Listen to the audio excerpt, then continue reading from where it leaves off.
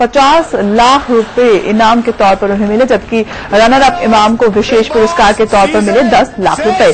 सलमान खान ने दोनों ही प्रतियोगियों का हाथ पकड़ लिया और विनर के नाम पर अंत तक वो सभी को उलझाते रहे और इसके बाद जैसे ही सलमान ने उर्वशी का नाम अनाउंस किया, जश्न का सिलसिला शुरू हो गया।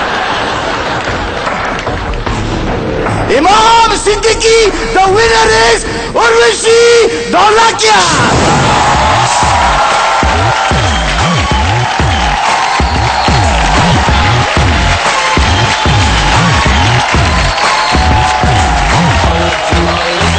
बिग बॉस से एक भारी ट्रॉफी और एक भारी रकम जीत कर उर्वशी हमारे साथ है। उर्वशी, बहुत बहुत स्वागत है आपका। Thank you. ये बताइए, क्या ज्यादा भारी है, ट्रॉफी ज्यादा भारी है, रकम ज्यादा भारी है? मैं।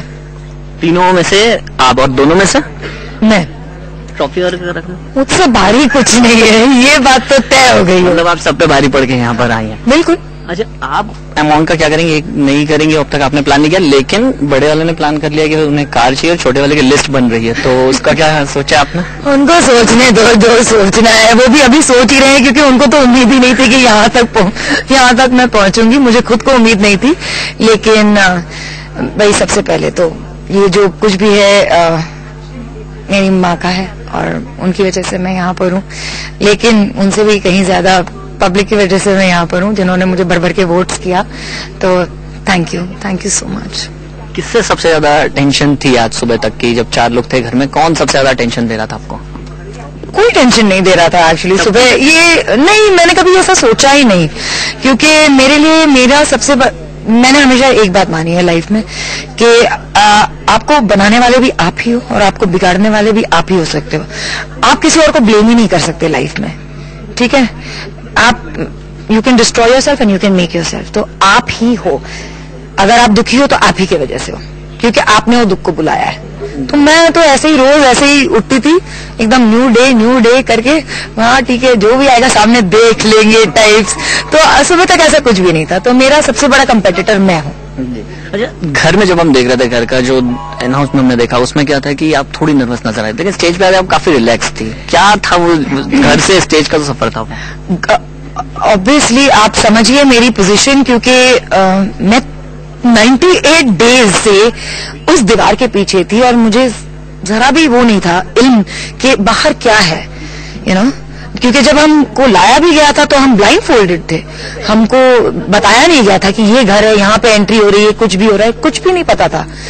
तो हम तो ऐसे चलते हुए आए थे और खुले आंखों के साथ बाहर जा रहे हैं। और मुझे डर लगा लोगों को देखकर, सडनली इतने सारे लोग आपके इर्द गिर्द, सुबह तक सिर्फ 4 थे अगल बगल में, तो थोड़ा सा होता है धक धक अब क्या। लेकिन मैं बहुत एक्साइटेड थी, क्योंकि मेरे बच्चे वहां थे, मेरी मम्मी वहां थी, बाकी के कंटेस्टेंट्स वहां थे जिनको हम मतलब तब से नहीं मिले थे। बहुत एक्साइटेड थी। हाँ जी, काफी चीयर जी, बहुत एक्साइटेड थी मैं। अच्छा, जब आपकी मॉम और ये दोनों बच्चे यहाँ पर आए थे, वो काफी हद तक उन्हें लग रहा था कि आप जीत जाएंगी, और जो भी बात भी हुई उनसे, वो काफी श्योर थे कि हाँ जीतना चाहिए उर्वशी। देखिए, एक पॉइंट आया था जब मम्मी से पूछा गया था कि जब नॉमिनेशंस की बात आई थी, तब मम्मी काफी अपसेट थी, क्योंकि वो नहीं करना चाहती थी।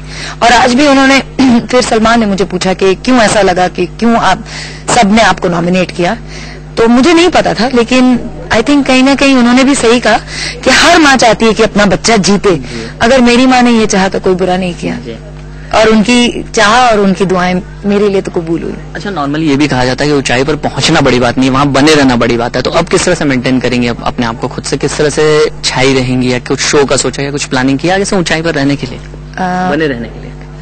ऊंचाई पर रहने के लिए आपको बैलेंस करना पड़ता है, और बैलेंस के लिए आपको जमीन की जरूरत होती है। तो ग्राउंडेड रहना मेरे हिसाब से बेस्ट होता है। और